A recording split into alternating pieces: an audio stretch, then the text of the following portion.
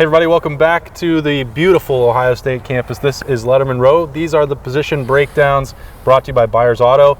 And as we move along, it's running back week at Lettermen Row. That's Spencer Holbrook, that's Jeremy Birmingham. I am Austin Ward, and I think going into spring camp, there was no position, you can debate maybe with the secondary, that was under more scrutiny, a brighter spotlight than trying to replace J.K. Dobbins. And then they go through one practice and Master Teague tears his Achilles, and this whole thing gets thrown up in the air even more. This is a position that I think everyone is very curious how it's going to pan out.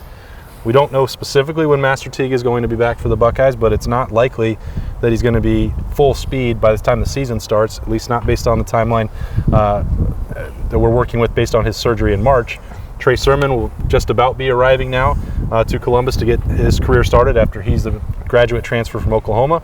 Marcus Crowley was still waiting until the summer before he was fully healthy. So you go through these three practices where Ohio State was trying to build depth at this position. Suddenly that's all wiped away. Steel Chambers doesn't get saved maybe from having to take every single rep in camp, but this is a talented but really inexperienced and unproven unit. Yeah, like if you drew up a scenario that would be the absolute worst case for what Ohio State needed to get out of the running back position in the spring, they got it. Like you went into spring with running back being the position with more questions than any other, and you left spring with more questions than you had going into spring, and that is not great news. But you know, what you see is a group of really talented young guys. You know that you have a coach that has done a good job getting the most out of guys in the last few years. The addition of Trey Sermon, I think, will end up being the difference maker in the Big Ten one way or the other this season, because he is going to be absolutely vital in providing some space and some balance to what Justin Fields is going to do. But overall, yeah, I mean, that's not ideal. You certainly don't want more questions coming out of spring than you had going in. They did get that huge answer, though, the Trey Sermon. It always kind of loomed throughout camp as a possibility for them, because you know, the situation at Oklahoma, he was coming off an injury. It wasn't a major injury for him, the LCL, but there was also three other guys that he was competing with at Oklahoma. There wasn't going to be any certainty of carries. This was a prime opportunity for both parties, I think, to address that depth, and for Trey Sermon, Spencer, who I believe is going to be the primary ball carrier. But you said this, I think, when it happened, that this is probably the most important offseason move of maybe any team in the country. Yeah, because you know what Justin Fields can do, but if you can sit back and make Justin Fields beat you with his legs and make these running backs earn yards, then you're kind of one-dimensional on offense. Now you got Trey Sermon coming in, who, by the way, has carries in the Rose Bowl, who has carries against some of the best competition in the country. Including, he's got carries right over there. Yeah, he has carries in Ohio Stadium and in the college football playoff. Like, this guy knows what he's doing with the football. He's got 25 career touchdowns. He knows how to play at an elite level. And to pair him up with Justin Fields, I think it can be a lethal combination, especially with what he can do out of the backfield catching the ball, and he can run between the tackles. I just think he's a very undervalued piece of the entire college football puzzle this year. Yeah, I think that nobody knows 100% what's going to happen, and Tony Alford makes this point all the time, that he doesn't have a crystal ball to say he's going to do a committee approach, or this guy's going to get this amount of carries and that's going to be this amount of carries. And frankly, if you'd asked him last year, I don't think that he would have thought J.K. Dobbins would get the volume of touches that he did a year ago, even if he wanted even more, if you take those blowouts out of the equation. But I have a hard time right now believing that Ohio State will go back to a running back by committee approach, and we'll have to wait and see. Obviously, that'll be dependent on Crowley's health, when Master Teague could be ready, what Steel Chambers can do as he develops, and you've made this point before that Mayan Williams isn't somebody that you should just dismiss from this either. Yeah. But Trey Sermon can do everything that this Ohio State offense requires. There's a lot of carryover between what the Sooners did with Lincoln Riley and what the Buckeyes will do with Justin Fields and Ryan Day and Corey Dennis and Tony Alford. There's going to be familiarity there. I believe that he's going to be the primary guy. Yeah, only Steel Chambers and Mayan Williams are entering fall camp for Ohio State, not coming off of injury. So you have to at least acknowledge that there's an opportunity for those guys to step in and make plays. I believe that Trey Sermon would have transferred to Ohio State regardless of whether or not Master Teague had gotten hurt in the spring. I think that was going to happen anyway as Sermon was looking for new options. I believe Ryan Day would still rather have multiple healthy running backs and have to make that decision. Yeah. I mean, if you listen to Jim Tressel on the Tim May podcast last week, he was talking about meeting Ryan, and he said that he met him at a banquet a few weeks ago, and Ryan said, "Oh, we only got 2 practices in, and couldn't they have canceled everything one day sooner because they could have been in a better position?" But you have to assume what you saw 2 years ago with Mike Weber and J.K. Dobbins was a disjointed, very out of rhythm running game. And I don't know if that's because it was the offense with Dwayne Haskins and more of the run pass option stuff that caused some delays in the offensive line attacking downfield, or how that was working. But there was an obvious and noticeable difference in 2019 when J.K. Dobbins knew he was the man. And I Beanie Wells will tell anyone who listens, the running back needs carries to get into a rhythm. And I think that the best case scenario for Ohio State is what you said. Find one, ride that guy, and then use him use the backups in select moments, like you saw a year ago with Master Teague. Whoever the backup is, whether it's Crowley, Teague, Sermon, whoever, Steel Chambers, Mine Williams, just find a guy and make sure that he's the right fit and ride him. And Spencer, we've looked at this, the highlight reel.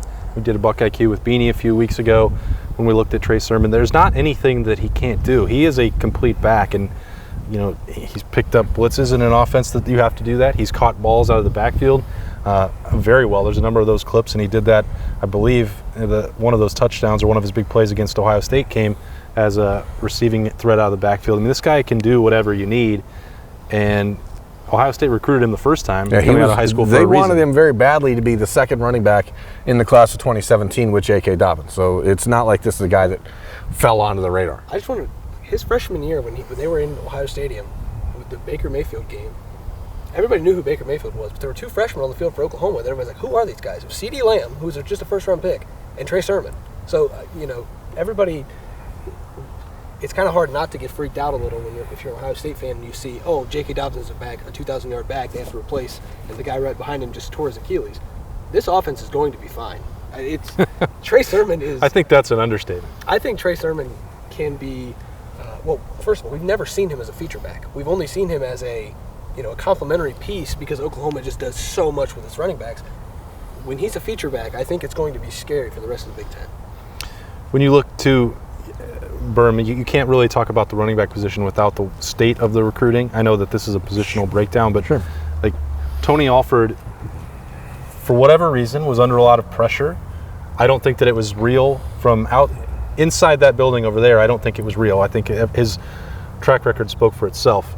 But he's responded with the J.K. Dobbins year. He's signed 2 of the top 5-10 running back recruits in the country. I'm not sure that Tony Alford gets enough credit for what he's doing, and that's also a reason why Trey Sermon committed to him. Yeah, I mean, again, J.K. Dobbins committed to Ohio State in 2017, sight unseen, never wavered, despite that being the year that Tom Herman took over the job at Texas and tried to convince him to stay home. 2018, they signed 3 running backs who were in the top 40 in the country, including Brian Snead and Jalen Gill, who are no longer here. Is that a miss? I don't know. But the reality is, your job is to recruit the best players in the country.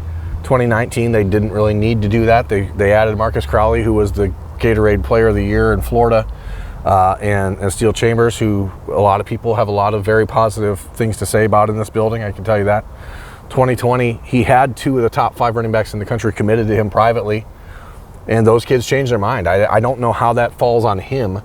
I mean, I guess you could say that he needs to keep them committed, but if a kid from 2,000 miles away decides he wants to stay closer to home, I don't know how you change that kid's mind. And when 2021 came around, they were going to sign 2 of the top 5 backs in the country in 2021, no matter what. They have 2 of them committed right now, including the country's top-ranked running back. And Tony Alford has done that all the while paying very close attention to what people say. And he should pay attention to what people say, because it has motivated him, and you can see it every time you talk to him. When we've had a chance to talk to him inside of the Woody Hayes Athletic Center in the last 6 months, it is obvious that there is a sizable chip on his shoulder, and more power to him, because if I was in his spot, when you look at the results on the field, look at the results off the field and the recruiting stuff, I don't know how anyone could complain. It's still hard to, stand here in June and say this is exactly what it's going to look like for Ohio State's running backs, but I don't have any hesitancy to say they're going to be really freaking good again. And some of it will depend on, again, the health, how quickly those, maybe you can get Master Teague back in September, maybe you can't. Maybe Marcus Crowley needs more time to get the rust off and get it up to speed. I don't know exactly how it's going to work, but I think that Trey Sermon is a huge jolt of energy, and from there they can fit the pieces together however they want. This isn't an offensive line show, but I think we do have to remember who these guys are going to be running behind. Well, their quarterback's pretty good too. If you put one of us three back there with Justin Fields and with Wyatt Davis, Josh Myers, and the other guys on the offensive line, I think you're going to average at least 2 yards a carry. You think 2? Yeah, maybe 2 yards a carry. Here's the thing, and we are still talking about the running backs, and we're talking about 3 guys coming back from injury in a time when players haven't been allowed to do rehab here at Ohio State, in a time when they haven't been able to work with Adam Stewart and the medical staff here at Ohio State.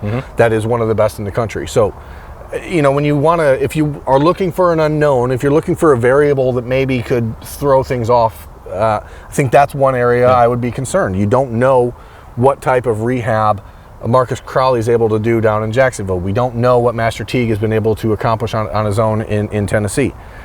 The Buckeyes, Gene Smith told us, 60 players have stayed around Columbus. Yeah.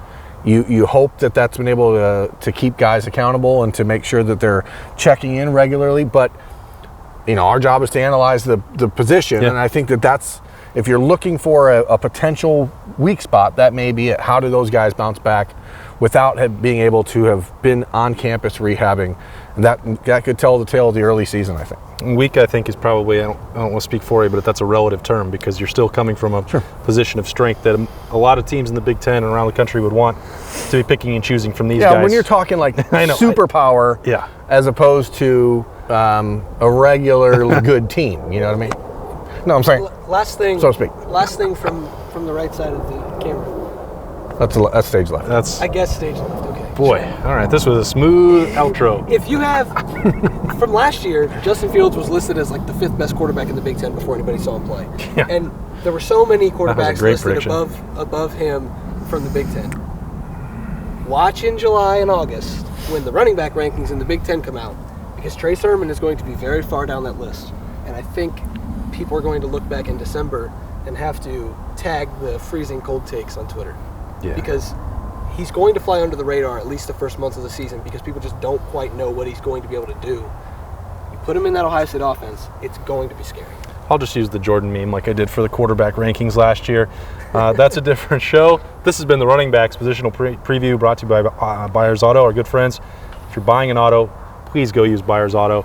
They treat us very well at Lettermen Row, treat Spencer Holbrook well, Jeremy Birmingham well, and me, Austin Ward. This has been the second of our positional breakdowns. Stay with us. We're going to see you next week.